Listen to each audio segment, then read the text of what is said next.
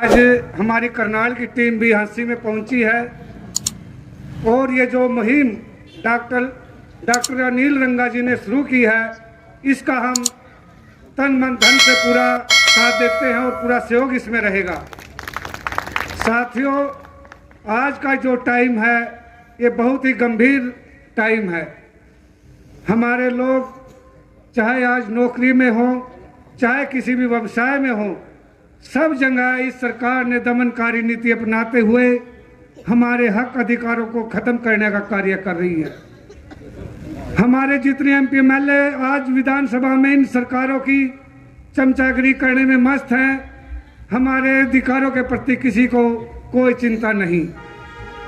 तो ये जो डॉक्टर अनिल रंगा जी ने मुहिम शुरू की है, संविधान बचाओ समाज बचाओ, ये बहुत ही सोच समझ कर हम लोगों ने कार्य शुरू किया, क्योंकि इस टाइम संविधान तो वही है लेकिन अंदर से खत्म कर दिया गया है।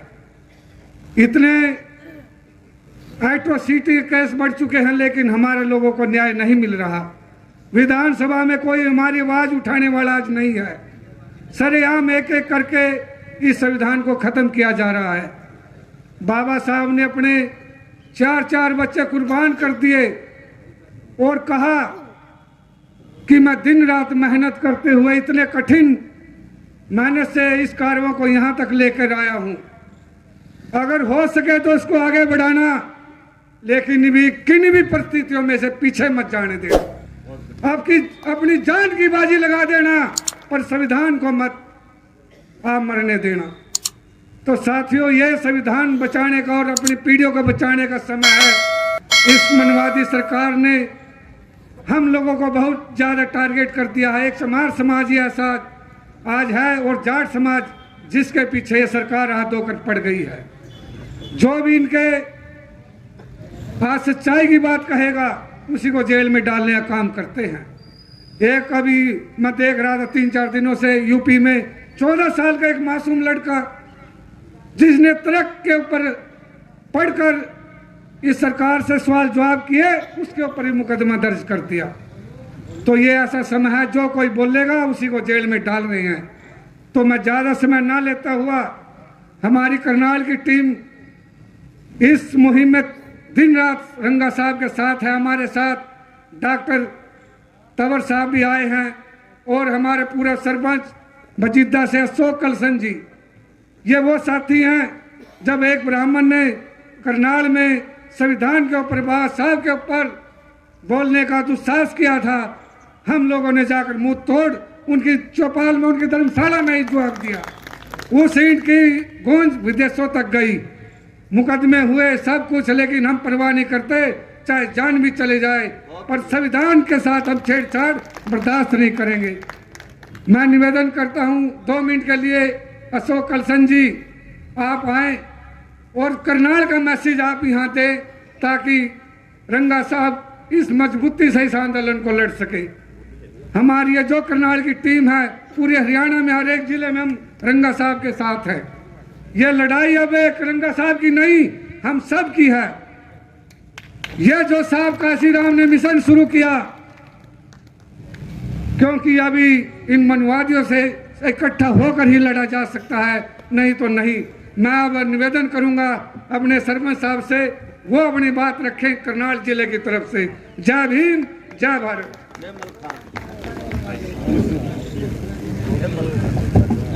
सभी साथियों को जय भीम। समय का अभाव है, जैसे हर बारी होता है, हमें 2 मिनट दी जाती है और 2 मिनट में मैं तो हड़बड़ा जाता हूं कि क्या बोलना है।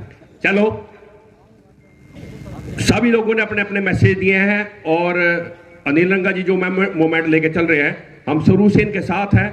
और जो वो परिस्थितियां भी थी कि हम लोग सड़कों पे लड़ाई लड़ते थे और हम इकट्ठे थे, हमने इनको परखा, जाना। ये नेतृत्व देखो, आप है ना, अपने भाई को नेतृत्व नहीं देते। समाज इतना कमजोर होता है कि अपने भाई को आप बड़ा नहीं मानते। और अनिल रंगा जी करनाल से नहीं है, जींद से हैं, और हम लोगों ने इनको अपना ताज इनको पहनाया। क्यों? क्योंकि हमने इनको परखा है। साथियों, बातें बहुत हुई और होती रहेंगी। मैं एक छोटा सा मैसेज देना चाहता हूं। देखो, हम तो है ना क्रांतिकारी लोग हैं, हमें ये और बातें समझ में कम आती हैं, हमें तो ईंट का जवाब पत्थर से देना आता है, बस उसी पे हमारी विचारधारा है। अभी करनाल में एक अमित कालरम नाम का लड़का था, बाबा साहब अंबेडकर को उसने डेढ़ शब्द बोल के बेइज्जत किया, और उसी करनाल में हम लोग भी जीवित हैं। हम लोगों ने उसके खिलाफ तुरंत एफआईआर दर्ज कराई, और परसों की डेट को उसने एंटीसिपेटरी बेल डाली, और 100 से ज्यादा बजरंग दल, विश्व हिंदू परिषद और पता नहीं कितने लोग हथियारों के साथ वहां आ गए कोर्ट में। मैं आप लोगों को यह बताना चाहता हूं कि कोर्ट के जज के पास खट्टर तक के फोन आए कि इसको बेल करा दो। हम वहीं थे, जज साहब लेडीज थी, और 2-2 मिनट बाद फोन आ रहे थे, बेचारी वो उठाए फोन और फिर अंदर जाए, उठाए फोन फिर अंदर जाए, और हमें भी, हमारे भी साथी वहां बैठे थे, पता लग रहा था कि कहां कहां से फोन आ रहे हैं। बाबा साहब अंबेडकर को डेढ़ कह रहा है और उनकी संतानें ऐसे बैठ जाएंगी। हम लोगों ने 5:30-6 बजे तक वहां जज को भी उठने नहीं दिया, भाई फैसला आज ही लेके जाएंगे, और 5:30 बजे लास्ट में जाके मैडम ने फिर उसकी बेल रिजेक्ट की। तो मैंने ये पहले अपने ग्रुपों में भी कहा था, और मुझे दुख है इस बात का, खाली जय भीम कहने से जय भीम जागृत नहीं होगी। मैंने पहले भी अपने ग्रुपों में भी कहा, और अपनी सभा में भी, इसमें भी संविधान बचाओ समाज बचाओ अभियान में भी बोला। और मैं एक उसी केस की बात बता देता हूं। एसपी साहब ने नरेंद्र बिजरानी जो रोहतक से करनाल ट्रांसफर हुए अभी उसके खिलाफ हमने जब पर्चा दिया ना, उनके पास गए और उन्होंने इतना चौड़ा छीना करके हमारे को कहा, सवेरे उठा दूंगा, ये कर दूंगा, वो कर दूंगा। मैं कह लगा इतना तो कोई चमारा एसपी होता ना, वो भी हौसला देता। और एक हमारा जाट भाई था हमारे साथ में, वो कहने लगा जी कभी आरएसएस का फोन आ जाए फिर आप कुछ और हो जाओ, और अंत में वही हुआ। सीआईडी वो रात को जो पकड़ने वाली टीम है ना, वो जाती है, बस वहां दिखा के वीडियो बनवाती है उनसे और आ जाती है। रात हमें पता लगा कि भाई एसपी साहब ने मना कर दिया, भाई हम अरेस्टिंग नहीं कर सकते। कोर्ट ने मान लिया भाई SC/ST एक्ट में दर्ज है पर्चा।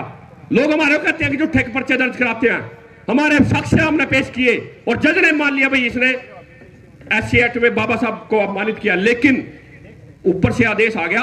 अब एसपी साहब से हमने पूछा भाई पर इसको उठा क्यों नहीं, कह रहे भाई पीएमओ हाउस से फोन आया, पीएमओ हाउस से फोन आया।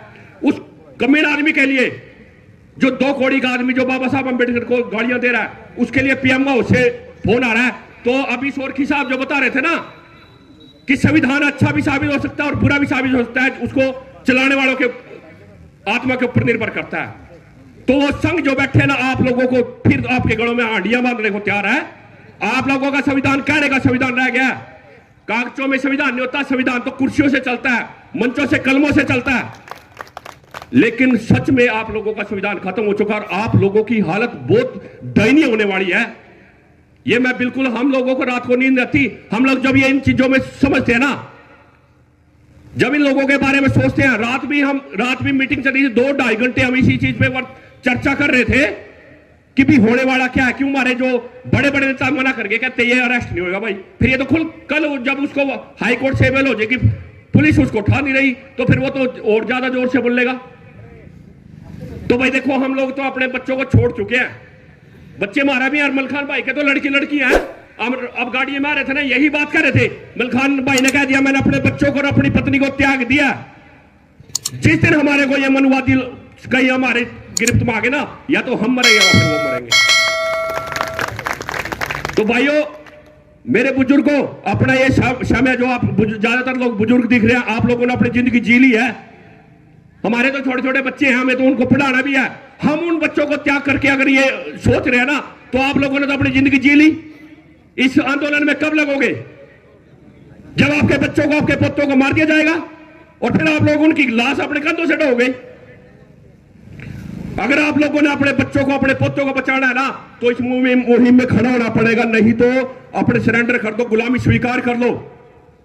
मैं पीछे यहां गांव सिसाया, उसमें भी आया था। एक पत्रकार ने मुझसे पूछा भाई हमारे तो जाट भी है ना, आरएसएस में चले गए, वो भी संघी बन गए, कच्छेदारी बन गए। तो मैंने उसको जवाब दिया था, जाट समाज एक प्रबुद्ध समाज है और हमारा तो डीएनए भी एक ही है, हमारे तो गोत भी एक ही है। जाट समाज एक ऐसा समाज है, ये जो हम पाखंडवाद के खिलाफ जो अलग जगह रहे ना, आप देख लेना आने वाले 2 से 3 सालों बाद आपको जाट आपसे आके खड़ा मिलेगा। हमें तो इनको भी जगाना पड़ रहा है, हमें तो ये भी कहना पड़ रहा है, छोटू राम जी को पढ़ो, क्या कह रहे थे, मंडी और फंडी से दूर रहो। हमें जगाना पड़ रहा है सारे देश को। सैनी समाज के ज्योतिबा फुले को नहीं जानते। तो भाई मेरी तो यही बात है कि एक रिक्वेस्ट करने के बाद अगर आप लोगों ने काम नहीं किया ना, मैं कभी इस आंदोलन में नहीं आऊंगा भाई।